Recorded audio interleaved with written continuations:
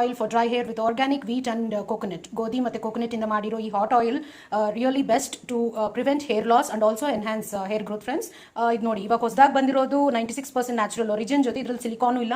Silicon ನಮಗೂ ಒಳ್ಳೇದಲ್ಲ, ನೇಚರ್ಗೂ ಒಳ್ಳೇದಲ್ಲ. ಈ ಹಾಟ್ ಆಯಿಲ್ ಬಂದ್ಬಿಟ್ಟು ಸಿಂಗಲ್ ಯೂಸ್ ಪ್ಯಾಕ್.